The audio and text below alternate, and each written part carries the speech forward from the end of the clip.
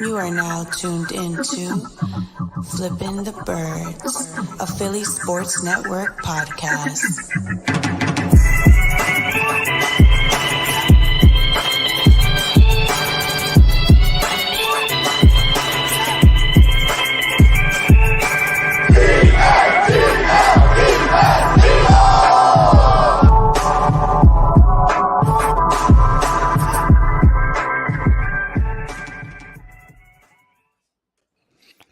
What's going on, Eagles fans? Welcome all to episode 132 of Flippin the Birds. I'm Brian Cameron. He's Morgan Burkett. And today we're joined by Chris Franklin from NJ.com. What's going on, Chris? Hey, what's going on, guys? How you doing? Thanks for having me on, man. I'm looking forward to this. Hey, pleasure for him to have you on, honestly. I think we've been itching to get you on this show, so you're finally here. Yeah, man. It feels right. It feels right being here. It's the day before training camp. It's just the more and more football. It just feels like it's building and finally getting to there. All those months of waiting since that Tampa Bay loss until now, it's glad it's here. So you got the butterflies in the stomach feeling right now. Oh yeah, it's Christmas Eve. It's Christmas Eve for me. I'm sitting like, going to hang my notebooks with care around the fire, make sure I get everything out, and probably won't sleep till I get to sleep till probably 3 o'clock. Just like, okay, what's going to happen tomorrow? What's going to happen tomorrow? So yeah, I'm looking forward to it. That's awesome. And Morgan, how you feeling, man? It's been a long time. Yeah, I mean, it's the same feeling as Chris, man. Like, football's around the corner. I've been doing mock drafts on fantasy. It's always a good time of the year when you can start doing that stuff. Start, speculating about things that shouldn't be speculated about, and talk about football in ways that no one will ever talk about, and for another year. It's that preseason jitters and all that stuff. So I'm excited to have the conversation and debate things that probably won't even matter come season time, but it's always a good time of the year for that. So it's funny you bring up fantasy because I had a proud dad moment this morning because I didn't realize in my keepers league, the actual league I pay attention to, I have Jalen Hurts as my quarterback, but I also have AJ Brown. Ooh, so I'm like, oh wow, like this is phenomenal. And I had Dallas Goddard. I'm like, okay, like this was it's worked out for the better for me right now. So yeah, definitely cannot complain about that. But speaking of AJ Brown, Chris, I mean, the Eagles finally got the number one. Oh, I don't want to disrespect Devonta Smith, but Eagles finally got the guy. The second coming of quote unquote Terrell Owens. That's how big that's how dynamic of an arrival it is for AJ Brown. Take us to through your mindset of what this means for Jalen Hurts and what this could possibly mean for the franchise going forward. Well, I think it was important that they got the proven commodity who's a top tier wide receiver. Wide receivers, it takes a couple of years. I mean, Justin Jefferson, we know, was an outlier, but it takes a couple of years for a wide receiver before they can truly become what they're projected to be. And now that you have A.J. Brown on this staff, it gives you a guy who gives you a bigger catch radius, gives you guys who can get some yards after the catch as well, too. A precision route runner, which we know that Nick Sirianni really, truly wants. And it gives a guy who's comfortable with Jalen Hurts, another guy who's Jalen Hurts comfortable with me. He already knew Devonta Smith from times Alabama. Now he's got his best friend. He looks on the upside. He got his best friend right there too. So I think that addition is going to be big. And I think also when it comes to just guys, when you looked at the receiving corps before they got Brown, they weren't the biggest group to begin with. I mean, the only guy you could technically say is JJ Arcega-Whiteside, but you all know what's going on with it. But when you look at what you have now, AJ Brown, it gives you that physical threat. It gives you that threat that he's going to break something at any time with his ability to pick up yards for catch. So overall, I thought even for the contract they gave him and for what they gave up, I thought it was a good deal. Mm-hmm. Yeah, I like the way you put that, adding him to the staff, because I think one of the things that hasn't really been talked about with A.J. Brown is, he was in Tennessee. I'm sure it's not fun to be a receiver in Tennessee. You block and you watch Derrick Henry do his thing, but, he never complained. He's not one of those guys. He's just a great locker room presence. And, like you said, receivers take some time to come on. So I'm excited for not only what he brings just as his individual talent, but what he can bring to the locker room and what it means for Devonta Smith to blossom. But I am curious, is that for you, is that the biggest offseason move? For everyone, it seems like AJ Brown's been the biggest move, but the Eagles made a ton of moves this offseason. Is that the one that really sticks out to you? That's one of them, and this one's going to sound a little offbeat, but the one I truly feel is the one that could be really big is Jordan Davis. And the reason why I say that is especially given that this team has had, we all know the issues they had creating a pass rush last year with the 29th, the next to last in the league with that, which for an Eagles defense, it's been a while since you've heard that. Mm-hmm. You look at how you don't know the incentive of Javon Hargrave with his contract. His contract's over after the end of this year. Fletcher Cox is back for another year, but it looks like this is going to be it for that. And the Eagles haven't had that true collapsing force in the middle. And when you have that true collapsing force, it just opens up everything out for everybody else on the defensive line. That makes Hassan Reddick's rushes a couple steps quicker because you got two guys going inside, you got him going on the outside going quicker. That opens up things. You don't have to worry about double team so much for the other defensive tackle, whether it be he starts out with Milton Williams or if he's with the first team. Then you look at Josh Sweat. That makes it, especially him if Davis lines up next to Josh Sweat's probably like, hey, thanks, rookie, appreciate that. And he gets like a couple ones for that. So I think in getting that rush just sets things up for the back seven. So it all starts almost like it's got a bit sort of like a supernova. You get Jordan Davis and he develops and he becomes what he potentially could be with that size and that quickness. It can open up so much stuff for Jonathan Gannon and the rest of that defense. So staying on Jordan Davis, I mean, the biggest, to me, it's still one of the biggest moves of draft night was getting Jordan Davis, but then in third round, getting Nakobe Dean. I mean, to me, the steal of the draft, and we know he fell possibly because of his size and how politics are. Politics in the workplace, the same politics in the NFL. No. Not the NFL, no. But it's. I mean, to me, it's a phenomenal addition. So having Jordan Davis and Nakobe Dean in his defense, like, what does this mean going forward for the Eagles? And like you mentioned, Fletcher Cox and Javon Hargrave possibly, on their way out. We know Brandon Graham's not getting any younger, and this defense is in need of a revamp of youth at the defensive line. Well, I forget who. I don't know if it was Jordan Davis himself or Nakobe Dean who said they were looking at. Basically, they saw the early parts of the playbook and reminded them a lot of Georgia. And somebody actually sent me a copy of that playbook. And when you thumb through and you see that. There's a lot of different wrinkles that could potentially be used this upcoming season. When it comes to, I know those little things, when it comes to tilt, when you can place Nakobe Dean on different things, he can play all three positions. He can play that Sam that Reddick goes in. He can be the middle linebacker, as we all know, and then he can be that weak side, which the weak side will linebacker is they usually put the most athletic linebacker back there. He can rush the passer, he can get back in the coverage as well too. And when you add those two elements, I think it's important that they also learn from these veterans that they have around them. So there's a lot of versatility that this defense can do. There's a lot of different looks they can create. I'm not so sure if we're going to see all of them in training camp, especially with all the eyes around, like, oh, what's going on here, and all the prying eyes that come for everything else. But it could be when we look at week one against Detroit, when you start seeing this for a couple of seconds, this looks completely different in aspects in terms of what they saw from last year, not as conservative.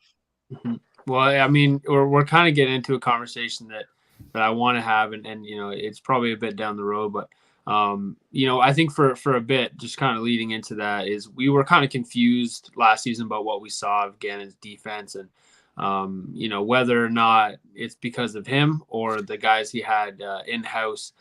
We weren't really sure what the identity was until, later in the season, they had some kind of more solidifying games and we started to see what he wants to do a bit more. But, stuff like Fletcher Cox dropping back into coverage and, Derek Barnett playing, the flats on the goal line and stuff like that. It was all over the place. But, I think we're starting to see what kind of player, at least, Jonathan Gannon wants, and that's versatility, a smart player, an athletic player. How much do you think it contributes or will help the defense getting some of those guys in-house? We weren't completely without some of those players, but definitely there's been an infusion of those kind of players. How much do you think that'll help the defense?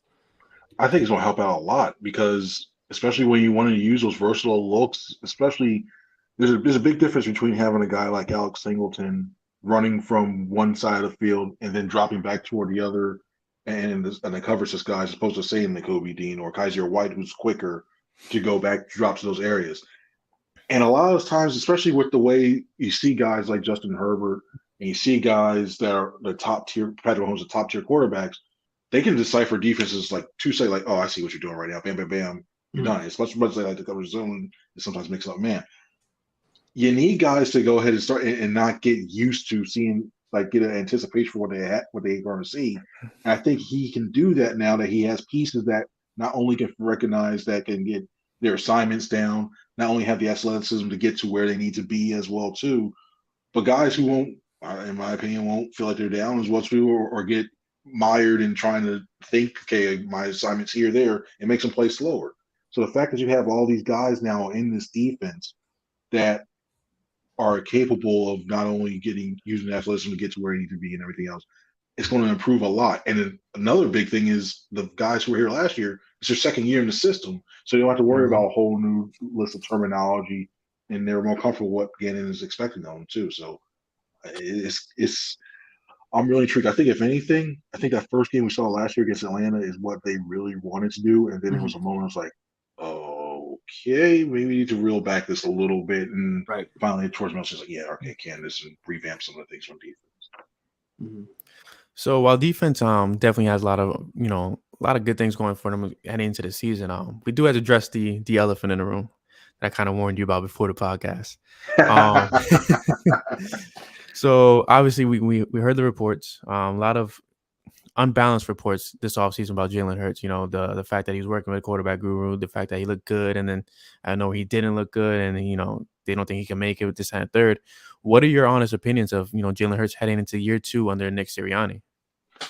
I was on vacation when those came out, but I can see it happening because there's a lot of times that, and I wouldn't be surprised if we saw it tomorrow too. That layoff that you have from basically getting back into the flow of things and everything, the defense is always going to start out better than the offense 100%. In most aspects. And it takes a while to get in the groove and get in the chemistry and get everything back. So I wouldn't put it past him if he could things. But also, when you have those 10 plays, it's usually 10. Sometimes they do a 10, 10, and 10. That could have been one series he's bad. You don't know if it was the first one or if it's the last and everything else. So I believe it could have happened. I truly do. But also, Aaron Rodgers went through something like that before. I believe there's been a couple quarterbacks that have done that when they came out in their first practice for a couple of practices. Like, what were they doing? They weren't. And then it'll be like, they weren't doing what they were supposed to do. Aaron Rodgers is worried about what's girlfriend dating, all of that. It happens. It's going to happen with everybody. Mm-hmm. For it hurts though. I don't foresee that being the norm with that. And we saw it as training camp progressed in mini camps. The 2 open practices that we had, his footwork was a lot crisper. It's way better than when he first entered the league. Way, way better. I'll put it that way. His arm is more compact, so it means he's going to get the ball out quicker. And then now, coupled with the experience of seeing some of these defenses again, I think he's going to get he's going to get the ball, release the ball out quicker. And I think he's going to start recognizing these things a little bit, because a half second is a big thing in this league. And that half second, he buys a half second, it's going to help him out a lot. Is he going to be a top 10 quarterback this year? I don't believe that. Can he be a top 15? Yeah, I believe that. I think a good season for him is if he has about 4,200 yards passing and about 600, 700 yards rushing, because I would love to see him, that rushing yards decrease a little bit, because it shows that, hey, you know what, he's being more proficient throwing the ball through the air. So I think he'll put a big question. He'll put make the front office think a little bit and like, all right, we had to extend him. So I think he'll do well this year. I'm curious. Like you said, the defense is going to come out and they're going to look good. And then even from the 10 play, whether it's red zone thing, or at the 50 or whatever, it's always tough to kind of gauge.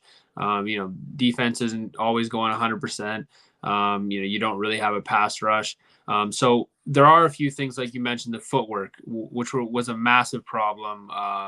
Definitely not on every play, but certainly some we saw it be a massive factor. And then, there's some questions about the arm strength. I think I'm with you, where a lot of it's just, shortening that motion and then getting the feet behind it. And then there's also just been some decision-making issues in that kind of internal clock as well. What do you think that we can look for in training camp that would really show some improvement and show that Jalen Hurts is on the right track? What do you think those markers are when we're watching that?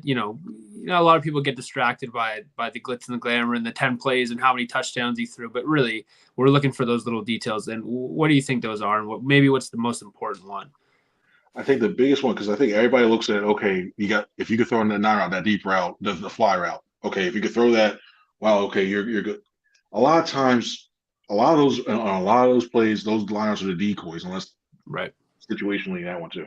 For me, I want to see what he does with a timing route, with a with a timing route and press coverage, because that, to me, that shows that, especially, a timing route and zone coverage, I think would be even better, because I think that shows, okay, you anticipated where that open spot in the defense is going to be, and you just know it. You read it quickly, successfully. You got the ball out quickly, and where that ball is placed, I think that's good. The other thing I want to see is if there really is not anything open downfield, take it to the check down route and do it quickly too. Right. Because one thing that he relied on, that's with a lot of young quarterbacks, when he didn't see, look at one read, two read, okay, I got to run around, and you take your eyes downfield, and then you look down, then you miss a guy who didn't let the route develop downfield. If he gets it, especially to a guy like Miles Sanders, especially to a guy like Kenny Gainwell, Paul Scott, what have you, was in the backfield, you get to dump that into the flat against a lot of these linebackers, or you had to wait for a safety to come up and get them.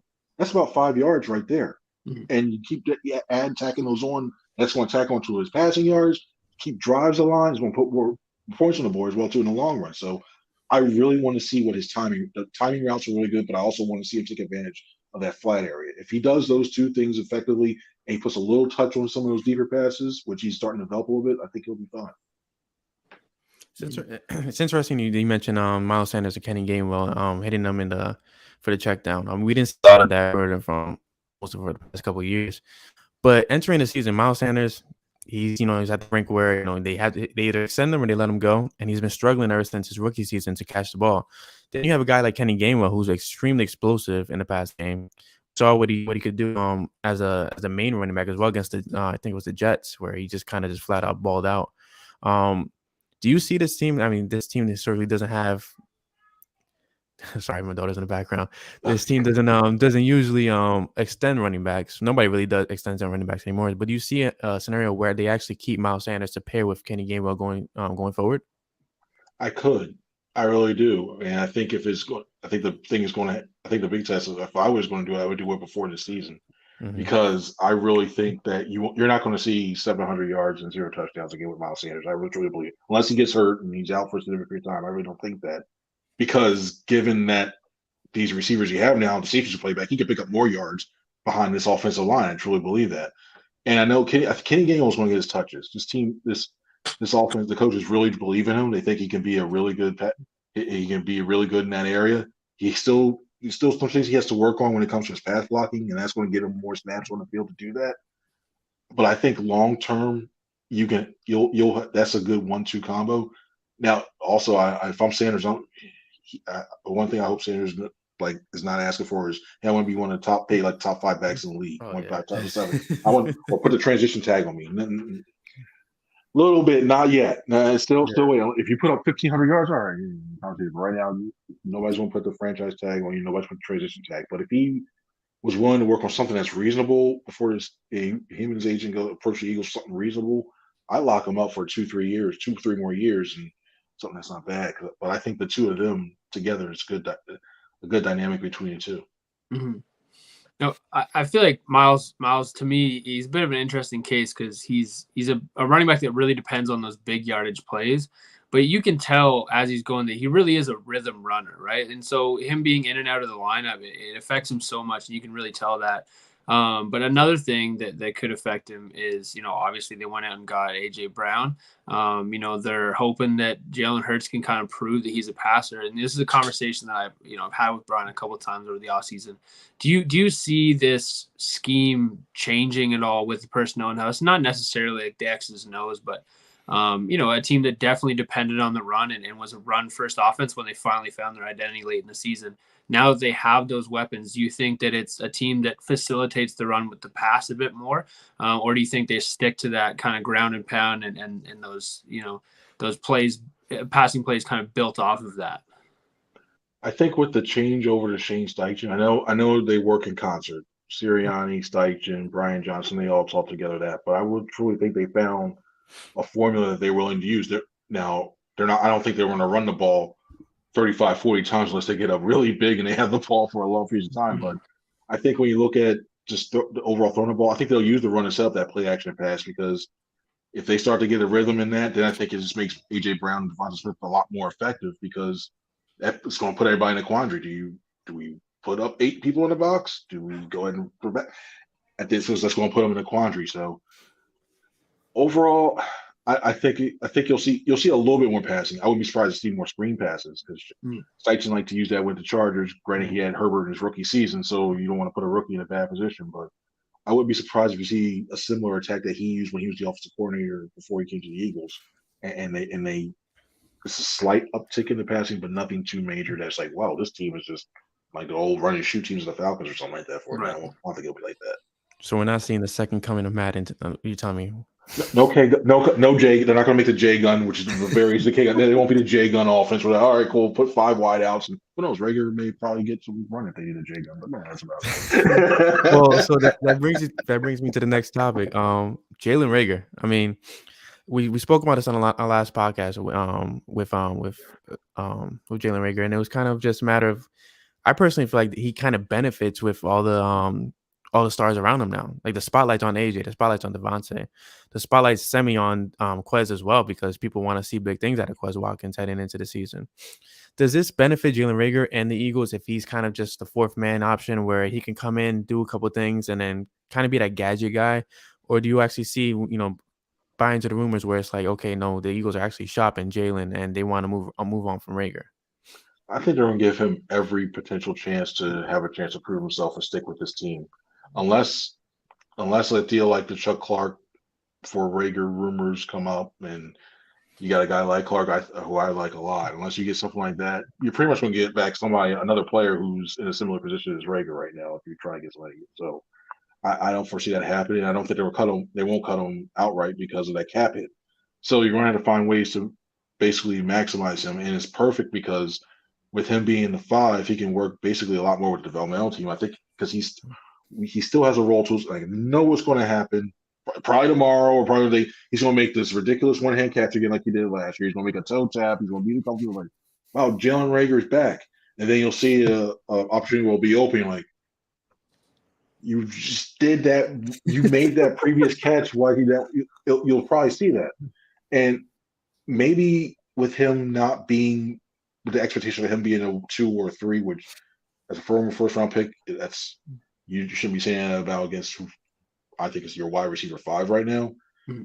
When you have it, but maybe that's for him to finally put everything together, find a way to be consistent, work more on running the correct routes, detail routes, so he's not running pushed out of bounds, and then you think you have a big play that's called back because he went touchdown, step out of bounds on his own.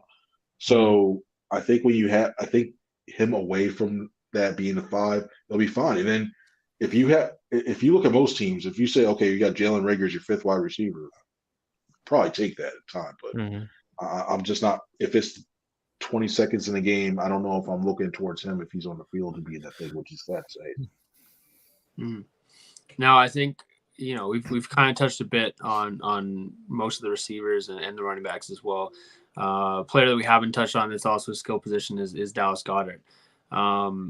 Obviously we're still kind of waiting for him to take that extra step. Talent wise, he's easily in that top 5, top 3 tight end conversation. But we haven't really seen that. There have been a couple, unfortunate circumstances and just some uncharacteristic drops at certain times. And, if on paper, he stands to benefit from AJ Brown coming in and Devonta Smith taking that next step. What do you expect out of him? And then also I'm curious to hear your thoughts on, it's really hard to improve on multiple 1,000-yard seasons. So, with AJ Brown, but I'm curious to hear your thoughts on who do you think benefits most from AJ Brown coming in? Is it Devonta Smith? Is it perhaps Quez Watkins? Is it Dallas Goddard? Or maybe even, Miles Sanders or Jalen Hurts? Who do you think stands to benefit? So first Dallas Goddard, and then who do you think stands to benefit? Sorry, Goddard. I think he can, when you look at the targets he got, the target share that he got last year, and I know there's a lot earlier that was made of, well, that this offense doesn't throw to a tight end, this offense doesn't throw to tight end. No, teams were starting to take it away because a tight end for a young quarterback, I know the old adage, tight end for a quarterback is a security blanket. Right. They were double teaming him a lot, and I would too. If I'm the first quarterback, I'm going, no, I'm not going to give you the passes right in the middle field as you can see. No, I want you to force the throw on the outside. I think he could benefit even just schematically. One of the things the year before Sirianni came to the Eagles, the Colts like to use this one look where they had one tight end, the tight end to the lone side, and they had the 3 wide receiver on the other side. So that puts you either you're going to put a cornerback on Dallas Goddard, or you're going to put a safety or somebody else to man him. I'll take that matchup every day if it's one-on-one, or a line. Even better if it's a linebacker. I'll take that matchup every time with that. Mm-hmm. I wouldn't be surprised if you see schematically they try to do stuff like that. And then also, I think they're going to need him at the tight end position to do well, because right behind him, you don't know who's going to be the number 2 right now. Right, J-Jaw. Cool. I shouldn't laugh. I really shouldn't laugh, because I could see them finding a way as like a tight end 3, because he's the enforcer. They use him as a hybrid. I just really shouldn't laugh, but I just need him to give up 19 to Kenny Gainwell. I want Gainwell rocking 19. Just give it up. Just wear something else. Come on. Nothing nonsense. No tight end wears 19. Come on. Well, at this rate, looking at the depth chart, it might be available come September. So yeah, we have to do that. Chris Franklin with breaking news. I'm saying right now, if you just look at even if Tyree Jackson is going to start the season on PUP list, so I don't know that. I wouldn't be surprised if he begins camp on PUP. Mm-hmm. But say if he's still on the PUP list, he misses the first 6 or 8 games when it goes to that. Mm-hmm. Then you still have Jack Stoll. You have Grant Calcaterra, who, in my opinion, besides Stoll, is the only true pure tight end a young tight end. I'll put it that way, because you still have Richard Rodgers. But they signed someone today too. Yes, he's coming back from a knee injury himself last year. He suffered in preseason last year, so I'm waiting for I know it's gonna start. He's a Yale guy, so Yale guy coming in here. He's smart. He knows something. I'm waiting for that to happen. But when you look at Rich Rod, I wouldn't be surprised they started with Jack Stoll, because they really thought highly of him and think of his versatility. I wouldn't be surprised they have Calcaterra as well too. So there's your 2 and 3. The other one, I know they love Arcega-Whiteside on special teams. Do you try to high Calcaterra, but do you run the risk of another team picking him up? So I know you can protect guys on the practice squad, but still, you run a risk with that. Right. Yeah, but as for the person who benefits the move, pre-order the number 19 Gainwell jersey is what you're telling everybody right now. That's what I was saying. I was like, you got it in your cart right now. But you know what, though? I can see him being like, you know what? I like Philadelphia enough. I feel comfortable here. He comes back on the practice squad. I can see that happening too. And I think the key is going to be to watch, like they did last year, that first wave of cuts, because they wanted to make sure they passed through waivers and other teams didn't drop their guys to make sure they're fine. Mm-hmm. I think that's the most important. So if they follow suit and he's among the first wave of cuts they had, I wouldn't be surprised if he comes back at least on the practice squad or a practice squad. So you may if you have a J-Jaw, you may want to hold off to see if you're one of people who like, oh, I love the kickers and I love the practice squad guys. You may be safe with that 19 to hold on with Arcega-Whiteside part of the back part. But as the person who benefits the most from, I think it's Devonta Smith by far, because he was another guy that got not as much I feel as Goddard got double team, but I think he's another guy not only when it comes to just taking some of the pressure off, but having a guy he can bounce ideas off to is like, hey, you made a Pro Bowl before. What did you do to do this, and this? And also, especially this year, it's going to help. A.J. Brown can help all the receivers because they're playing the AFC South, and he knows a lot of these most of these guys that face against. Right? Jacksonville has the Doug Peterson coach, a new staff, but he knows most of the players to go against him. It's like, oh, this guy likes to go inside, go this one too. So I think that's going to help him out in those 4 games too. So he's going to benefit. Will Devonta Smith be 1,000-yard? Will they have 2,000-yard guys? I don't know. I wouldn't be surprised if they have 900, 800, 700. They spread the wealth along. You're like, okay, which one do you really want to block? They might not like the bonuses, but yeah. That would definitely be phenomenal to see. And I have a very curious question, because every time you talk about the Eagles or any of the players, you smile a lot. So I'm curious to know, like, is this your home team, or are you just like that much of a fan of the sport? I love football. Hey, not allowed to be a fan of the team at all. We're not allowed to do that. Not cheerleader. You can tell us offline. Don't worry about it. You can tell. No, I'm objective. I'm trying to be very objective about that. But when it comes to football, to me, it's living chess, and just the storylines, and just when you look at you get your first playbook and you look at everything, you see the intricacy, you see it come to life. No, people say basketball. It was like Michael. I can't believe I'm quoting Michael Scott. But basketball is like jazz. Goat. Basketball is like jazz. Well, football to me is when you get everything in unison. a tackle trap that goes around. You get the right draw player. You get an RPO with a throw offense. Little things like that. I'm like, wow. Has it taken away from my life a little bit? Do I feel like that? Yeah, a little bit. But yeah, it's worth it though to me. So yeah, it makes it fun. So another question, because so the Devonta Smith softball game, obviously you were there, and that was my first time covering that game. But one thing I want to pick your brain about is the energy. Like, you saw firsthand how the energy was in that stadium with this team, with AJ, with Jalen, with Devonta, and it was just, and with Dallas, Avante. Can you just speak a little bit about the energy that you've seen so far from this team outside of the realm of that event? You know, a lot of times you hear a lot of things saying, "Oh, we're close in the locker room. Oh, we do this hang out." You do have some teams that truly generally do that, or you got somebody goes, "Oh, this guy is perfect." They act like a team that's really truly brother. When you see guys that are willing to go up on their off day in the off season to go up to Allentown, I know it's not like driving all the way down, like say Florida or something like that, but the guys who want to take their free time and generally seem to like each other, seem to hang out, have that friendly.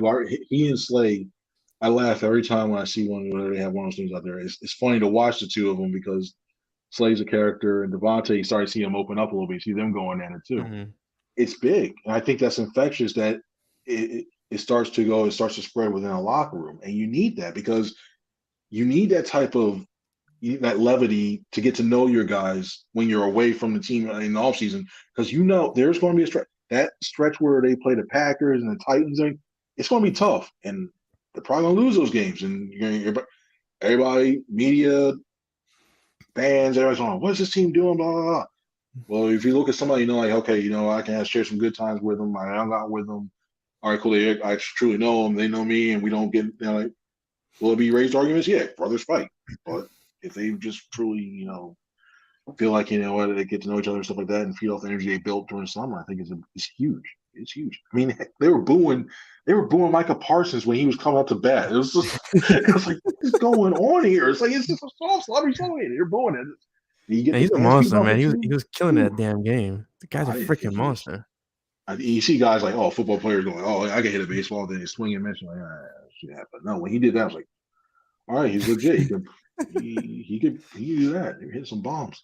But one that's a bullpen, I think. It's crazy. Yeah. I mean, I think I want to touch a bit more on that kind of camaraderie as well, because you know, I think, well, one, you're in Philly, so the boos are going to come, and the fans, as much as they love the team, are going to try and tear you apart just as much, right? So obviously it's going to play a huge factor. But I'm curious, you know, it's something that we kind of dealt with Carson Wentz, is that, you know, there's always rumors where the locker room was kind of divided, and you know, as good as he was on the field, and sometimes he was fantastic. You know, that MVP season is still one of the best seasons of a quarterback I've ever seen, right? So it's not for a lack of talent, but, you know, how much could that help Jalen Hurts if things start to go wrong, or maybe he's not the top end player that we thought he was going to be? How much do you think what he's done for the locker room will play into the Eagles' decision on keeping him? You know, I think it's huge. I think he's established himself as one of the leaders, because when you hear draft picks say, like, oh, yeah, I got a text from Jalen Hurts, or I recall him, like in defensive, not even just offensive guys, defensive guys saying, oh, I got a call from a leader. That's huge. And I think the organization sees that. You see a lot of guys, because there are times when you don't want a guy who you see at that, especially at that position, where the focus is on you. You don't want to be a me guy. Like, hey, you have to have some. To me, personally, I believe that a quarterback have to have some sort of ego. You don't be like, you know, and the fact that I can do this job, nobody can take this job away from me. I think you need that. I think he has that quiet confidence in himself. And you see that a little bit too. And when as the press conferences, we'll do better. We'll get this. And you see him look like we'll get it. And he starts looking around like he's got that quiet confidence. And you don't necessarily have to be the Ray Lewis type, and we're going to do this, but you be vocal. And he does that. And I think when you look at what he does when it comes to that, when it comes to him reaching out to his other teammates, and his teammates respond, not just hearing it going, oh, okay, this guy, but actively responding, I think that's huge. It also helps when you give out some merch too. We'll say Hurt season and Ritz do, and people wear that stuff too. I think that helps too. But overall, with the other stuff, when it comes to him as a person, I think that helps out. Huge shout out to Lord Brunson for getting AJ Brown that Hurt season cap. It's a big come up for him, man. And going on, I mean, AJ has been. I wrote an article about it because it's something I admire, in my opinion, is the way AJ has stepped up vocally for this team. You know, Miles Sanders comes out saying, "Yeah, all-star comments." Everybody's like, "Oh crap, the return of Vince Young. What the hell?" And AJ's like, "No, this is what he meant. This is what he meant." Then you got the report, the Derek Gunn report, and AJ's like, "What the hell you guys talking about? You know, this is not what's going on." And it's kind of like to have that player that's vocal, because we know Jalen's not very vocal with the media. We saw it last season. You know, the rat poison, the mentality. But to have JJ where he's actually willing to be open about, you know, this team and willing to be the defender of this team. To me, it speaks volumes for a player that just entered his locker room. Yeah, it helps that he's his best friend too. It does help. Yeah, absolutely. That too. It definitely helps. But I had a coach that used to tell me, like, you know, he used to have one guy that he'd always choose. Like, okay, you be the enforcer. He'd say, hey, if you need to go and enforce it, somebody said that, take a 15-yard penalty to let them know we're not messing around. And maybe that's what AJ Brown's doing. Maybe he's saying, you know what, you don't worry about this. Don't have to say reacted. I'll fight for you, and I'll keep talking about this for you. Hope he doesn't take a 15 in a game, but out when it comes to stuff. Derek Barnett. No. You don't need to build a rap and like, why is that? Nah. But we look at what he does in that aspect. He use guys like that, and I think that's he's almost like your enforcer in a way for the offense, which you think the offensive lineman do. And then don't get me wrong, Milo, we've seen if somebody takes a run at Hurts, he'll get in somebody's face to do that. Another thing to show you that team like basically believes in this guy. They're willing to fight for him, literally. Mm-hmm. So when you got guys like that, like I think it's cool to have a guy like AJ Brown when you fight it, and the teams need that. I mean, I'm curious to see Brandon Graham. We know is doing defensively. He's going to be the one that's going to be talking on defense. You gotta love BG. Slay too. Slay will do a little talking on that too. But I think overall, if you want somebody on the offensive side, that's a good guy to have. Mm-hmm. I feel like we have to have Chris on more often. I think he's definitely been like the most entertaining guest so far. Right. Thanks. Now, in my opinion, at least. The Venmo, what's the Venmo I need to send you that money for to say that? Yeah. It's because we're both bald and bearded. That's all it is, Chris. Don't worry about it. I got you. Oh gosh. It's not as glamorous, but you did touch on a bit with the offensive line, and it seems like for years, like ever since like 2017, they haven't really gotten the respect they deserve. And then all of a sudden, PFF and Madden ratings come out, and the Eagles' offensive line are, you know, at the top of the board again. What do you like? You know, the personnel really hasn't changed that much. Obviously, Milo took a massive leap last season, and it's not Jason Peters anymore at left tackle. But what do you think has changed in terms of the league respect that they now, like, again, it should have been the same. We've had the best offensive line for years, and you know, Philly fans know it. But what do you think's changed in terms of the respect they're going to get this year? See, I think the league knew it. Right. I think it didn't take for a lot of the people on the outside to. And one of the reasons why this team has been so successful when it comes to the offensive line, the continuity. Mm-hmm. I mean, how many times do you see the left tackle of all positions, you see teams constantly filtering through it? The center, the guy who's setting your protections, like somebody new or young, or they haven't found the guy, so they had to keep changing that. When you have, especially when you had your left guard being the only one you really like, well, who's going to play there? But you had Jason Kelsey, you had Brandon Brooks, Lane Johnson, you're booking tackles, Lane Johnson, Jason Peters for a while, and also that now for Milo. When you have guys that play together for a long time, it's almost like, okay, well, we know we're running this play. I know what you're going to do. I know what you're going to do. I just how you like that. And you build that chemistry. That's why I really want to see what happens this upcoming offseason when it comes to Isaiah Malu playing that right guard, because now you have Lane Johnson, who's used to playing with Brandon Brooks, or even Nate Herbig or Driscoll. He's gone through a lot lately, but you have to get that chemistry built between, like, all right, I know what you're going to do. And basically for that's why I want to. The fact that you have Dickerson now working with Mailata, they already have that chemistry already, even on the field, off the field. The golf story is funny.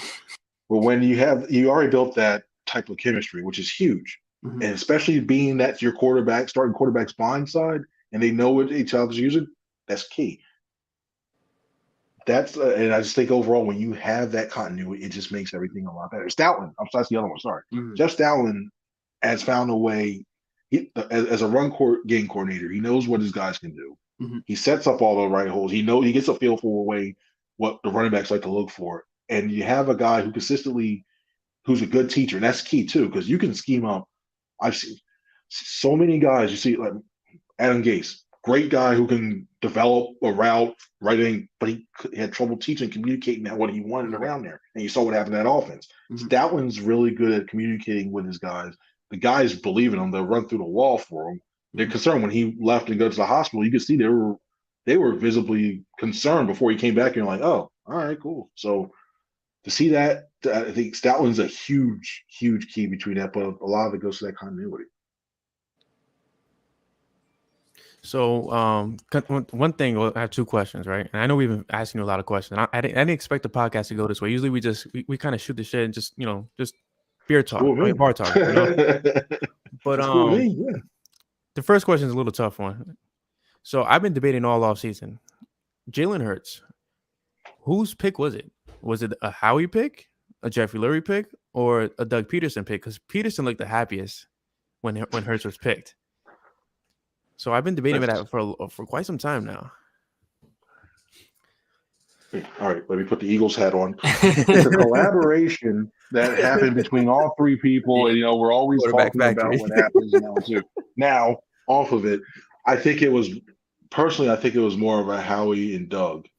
I really truly think it was Howie and Doug, because Howie saw the value. He saw he was sitting around there, and he said his quarterback basically had to leave. Your quarterback left in 2019 because he got out with a concussion. This is coming off another injury. It's coming off all that. I think Doug was happy because he knew, okay, he's never going to say it, but he never will say it. But personally, me looking at the way Nate Sudfeld played overall, you don't have to worry about Nate Sudfeld coming in under center in a playoff game. You had Josh McCown in that game against Seattle, but McCown was at 42.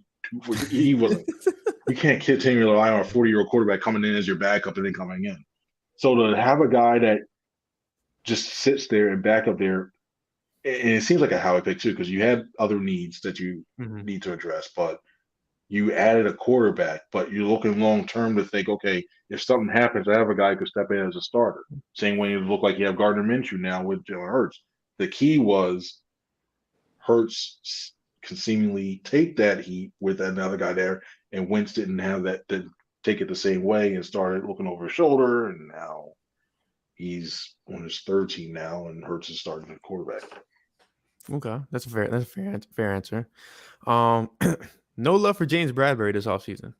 And to me, that was the sneaky signing of the offseason. Like, that was, the icing on top for everything that the Eagles did.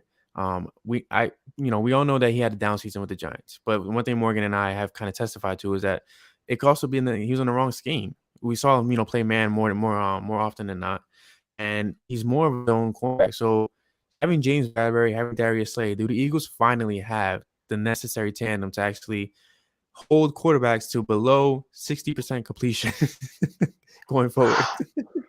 Yeah, I don't know. 60. The way everybody likes to use a slant wide receivers. Yeah, the 60. If you don't hit 60, you're like, what's wrong? I.e., what happened in 4 games of Hurts. But I think when you look at Bradbury, I think he was like the PFF had him as the ninth highest ranked cornerback in zone coverage. And it made a lot of sense given how Gannon liked to utilize it. Use a lot of cover 3, use a lot of Tampa 2.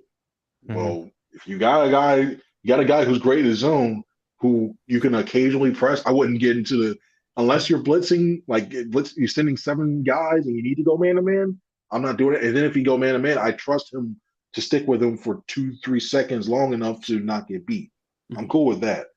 I think when you look at what Bradbury does with his anticipation, when it comes to toying with quarterbacks on a depth and then letting them okay, you think you're going to get it, got him. And I think when you look at that and you look at his size too, that helps too, because look at the wide receivers that they're going to go against this year, and they're going to try. And that's one thing I really want to see coming up. Are they going to play sides or are they going to follow around? Because if they play sides, that they're going to put McLaurin, CeeDee Lamb, myself, or Bradbury to try and test them. If they follow around, Slay and Bradbury, cool with that. They're not worried about that one too. B, would they have a preference? All that stuff. But if they do do those exotic blitzes, is Bradbury able to capable? That's one thing. Thanks for reminding me because I'm going to add that in my story for tomorrow morning. But that's one thing you really want to see between them. But overall, I thought it was for what you got, for what you paid for him, and for 1 year. Yeah. And if the keyword if Jalen Hurts winds up being the guy, you don't have to use those 2 first-round picks. You can select a first-round corner in the first round, one of those picks next year. Hopefully, with that Saints pick, which will be pretty high. And then all of a sudden, you have Slay, who can teach your eventual replacement for Slay, and it works out in the end.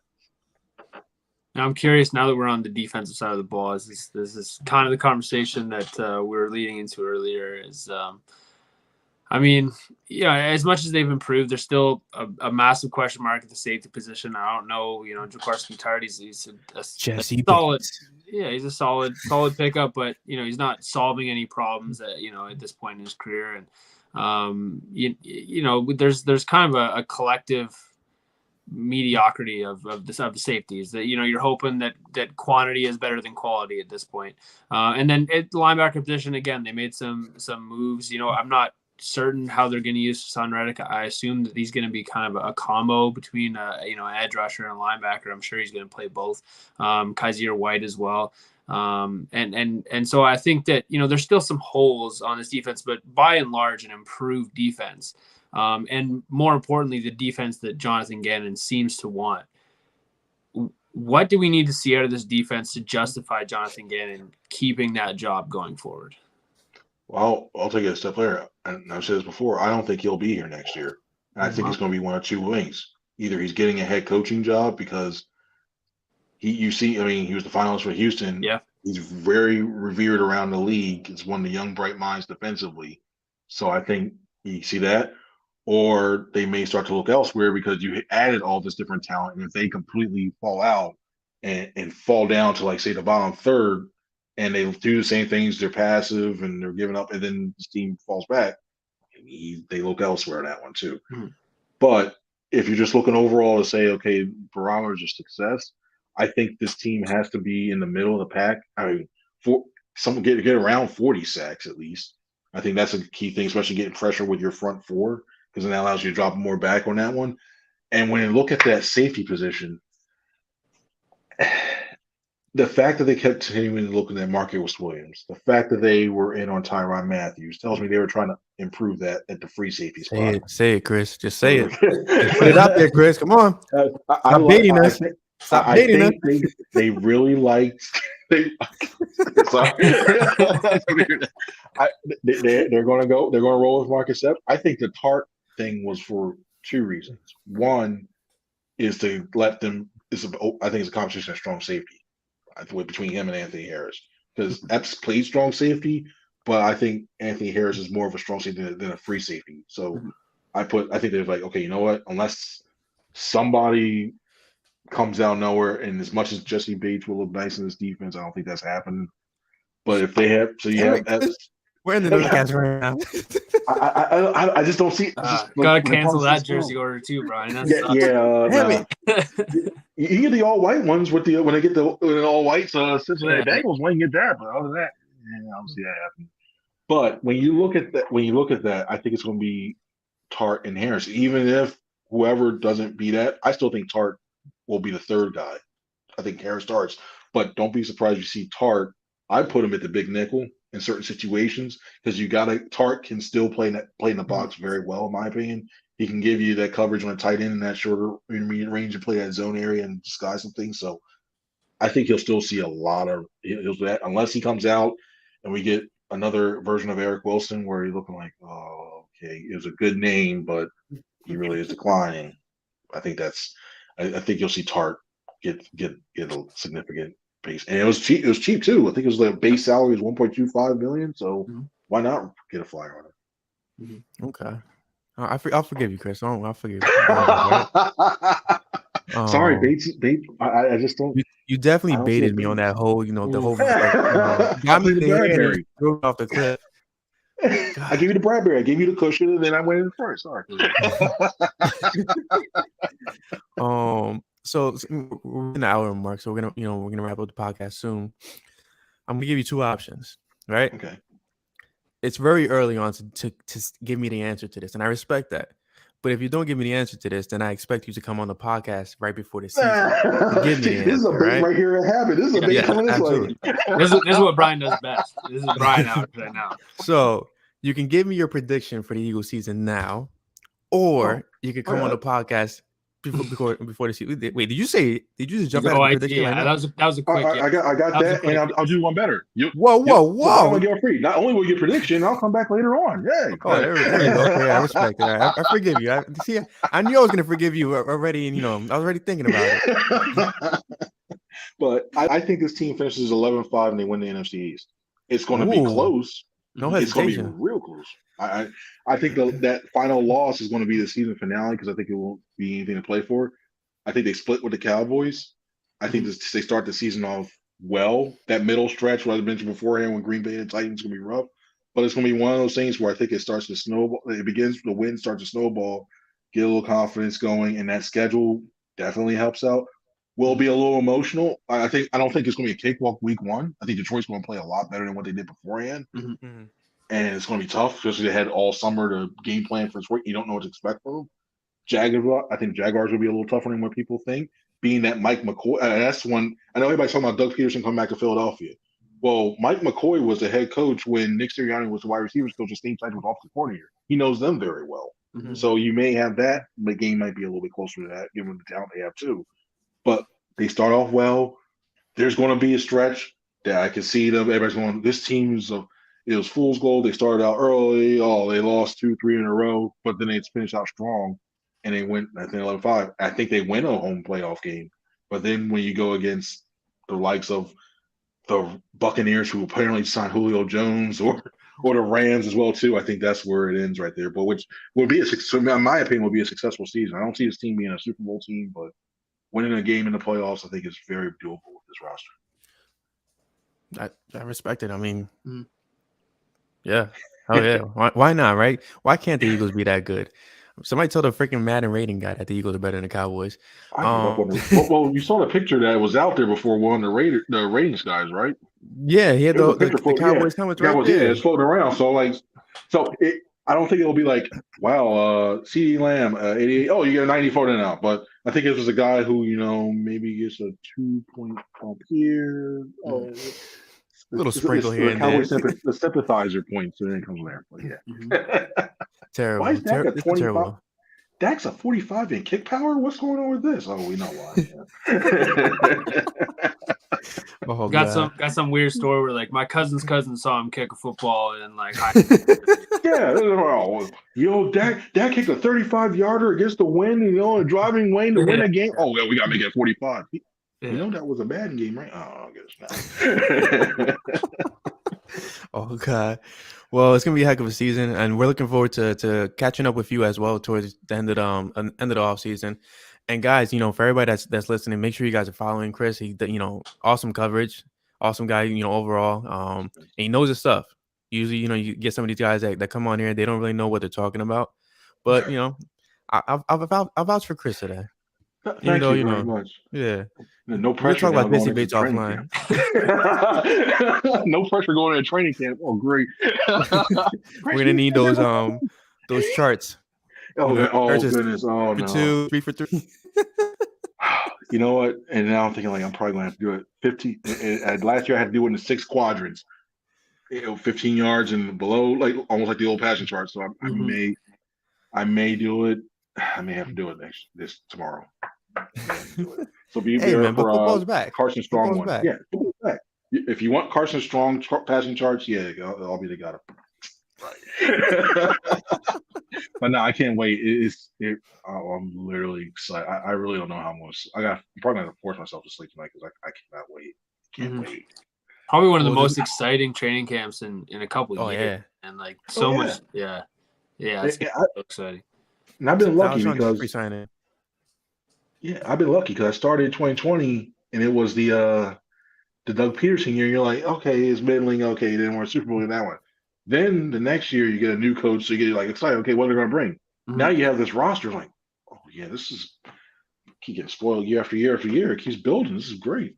And it's going to be like that for quite some time with Devonta Smith and AJ Brown. I mean, being on these contracts that they're on.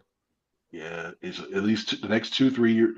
They should. It should be a build. They should win a playoff game this year, and they should be expected to be in 2023, depending on whatever additions they add to be in the NFC, at least in the NFC Championship game. Because this roster's young, it's athletic, it's got, as long as it's schemed up and coached up right, it should be a good team. It should be. We're definitely looking forward to it. But yeah, guys, as for that, this is Flipping the Birds. I'm Brian Cameron. He's Morgan Burkett. And make sure you guys follow our guy, Chris Franklin, for all your up-to-date Jalen Hurts throws and incompletions. I'm going to need to know the catch radius of how AJ Brown's making these catches as well.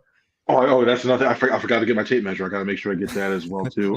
Get the GPS things, the data in the back of their pads as well, too. Next Gen Stats for NJ.com. You updated Madden on the radar gun power. Quez Watkins ran 23 miles per hour going on a fly pattern. Like, get off the field. Start directing traffic out there. You're passing, get away with it.